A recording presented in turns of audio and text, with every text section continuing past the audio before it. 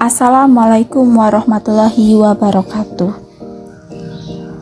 Halo semuanya, perkenalkan nama saya Indah Hairani dengan NPM A1A0211091 kelas 2C, dosen pengampu Bapak Wisman MPD. Pada kesempatan kali ini saya akan membahas kaidah ejaan bahasa Indonesia. A. Sejarah perkembangan ejaan bahasa Indonesia. 1. Pengertian ejaan. Ejaan ialah menggambarkan bunyi bahasa dengan kaidah tulisan menulis yang disertandardisasikan. Ejaan mempunyai 3 aspek, 1 fonologis, 2 fonetis, dan 3 fonemis. 2. Ejaan Van Oosthuizen merupakan pedoman resmi ejaan pertama yang diterbitkan pada tahun 1901. FYI bahasa Indonesia waktu itu masih disebut sebagai bahasa Melayu. Contohnya, kami Putra dan Putri Indonesia mengaku bertumpah darah jang satu tanah air Indonesia. 3. Ejaan Sewandi. Ejaan Republik atau Sewandi adalah ketentuan ejaan dalam bahasa Indonesia yang berlaku sejak 19 Maret 1947. Contohnya, berkorban menjadi berkorban, jatuh menjadi jatuh. 4. Ejaan Melindo. Sistem ejaan Latin yang termuat dalam pengumuman bersama ejaan bahasa Melayu Indonesia sebagai hasil usaha penyatuan sistem ejaan dengan huruf Latin di Indonesia dan persekutuan tanah Melayu. Contohnya, anak itu tingginya sejajar. Sejajar adalah pengganti dari sejajar. 5. Ejaan yang disempurnakan. Ejaan dalam penulisan. Kata-kata atau kalimat dalam bahasa Indonesia yang termuat dalam Surat Keputusan Presiden Nomor 57 tanggal 16 Agustus 1972, contohnya CK menjadi KH. 5. Pedoman Umum Ejaan Bahasa Indonesia PUEBI atau EBI. Pedoman ini disusun untuk menyempurnakan pedoman umum ejaan bahasa Indonesia yang disempurnakan. 7. Peraturan penggunaan bahasa Indonesia. Bahasa Indonesia wajib digunakan dalam nota kesepakatan atau perjanjian yang melibatkan lembaga negara, instansi pemerintah Republik Indonesia, lembaga swasta Indonesia, atau perseorangan warga negara Indonesia.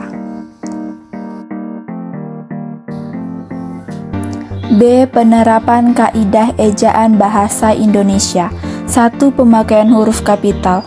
Huruf kapital dipakai sebagai huruf pertama kata pada awal kalimat, misalnya, mereka sedang belajar ketika kami datang. Kedua, pemakaian huruf miring. Huruf miring adalah huruf yang posisinya dimiringkan dalam cetakan. 3. Pemakaian huruf tebal. Sebuah huruf tebal dipakai untuk menegaskan suatu tulisan yang sudah digariskan miring.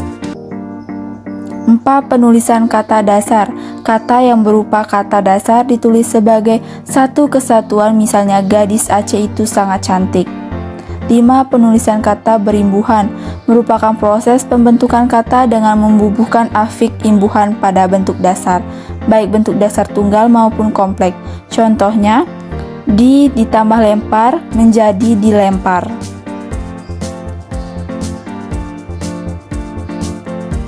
6. Penulisan bentuk ulang. Bentuk ulang ditulis secara lengkap dengan menggunakan tanda hubung, misalnya, anak-anak itu sedang belajar berhitung.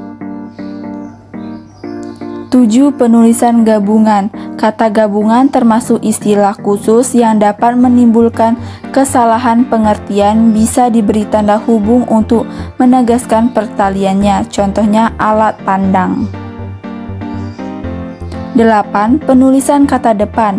Kata depan di, ke, dan dari ditulis terpisah dari kata yang mengikutinya kecuali di dalam hubungan kata yang lazim dianggap sebagai kata seperti kepada dan daripada. Misalnya, kami akan segera berangkat ke Nangro Aceh Darussalam.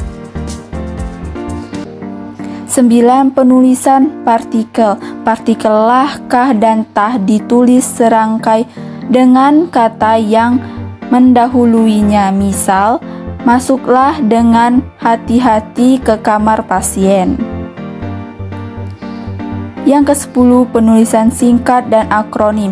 Singkatan adalah nama orang, gelar, sapaan, jabatan, atau pangkat diikuti dengan tanda titik. Contoh M. Amin, Dr. Anders, dan Prof. Akronim adalah singkatan yang terdiri atas gabungan huruf awal, gabungan suku kata, atau gabungan huruf dengan suku kata yang diperlakukan sebagai kata, seperti contoh ABRI, PASI, dan SIM. 11. Penulisan angka dan bilangan, angka dan lambang. Contoh, nomor 0 sampai dengan 9, Romawi 1, 2, 3, dan lain-lain. 2. Penulisan kata ganti ku, kau, mu, dannya, ditulis serangkai dengan kata yang mengikutinya. 13. Penulisan kata sandang, si, dan sang, ditulis terpisah dari kata yang mengikutinya. Misal, harimau itu marah sekali kepada sang kancil. Surat itu dikembalikan kepada si pengirim. 14. Pemakaian tanda titik. Contohnya, pemakaian pada akhir kalimat, biarlah saya saja yang datang ke rumahnya. 15. Pemakaian tanda koma dipakai di dalam rincian atau pembilangan. Contoh, saya memasuk sayur lodeh, ayam goreng, dan tempe bacem. 16. Pemakaian tanda titik koma. Tanda ini dipakai untuk memisahkan bagian kalimat yang tersetara. 17. Pemakaian tanda titik 2. Tanda ini dipakai untuk pemberian. Contoh, untuk memasak sup kita butuh sayuran, daging, dan bumbu.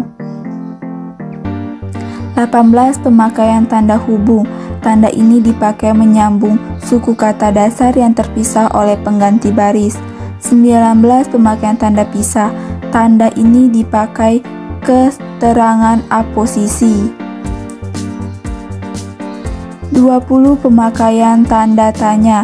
Tanda ini dipakai pada akhir kalimat tanya. Contoh, siapa yang tidak hadir hari ini? 21. Pemakaian tanda seru. Tanda ini dipakai pada ungkapan atau pernyataan yang berupa seruan atau perintah yang menggambarkan kesungguhan. 22. Pemakaian tanda elipsis. Tanda ini dipakai dalam kalimat yang terputus-putus. Contoh, kalau begitu, ya marilah kita berangkat sekarang. 23. Pemakaian tanda petik. Tanda ini dipakai untuk mengapit petikan langsung yang berasal dari tulisan lain. Contoh, pasal 36 Undang-Undang Dasar 1445 berbunyi bahasa negara ialah bahasa Indonesia.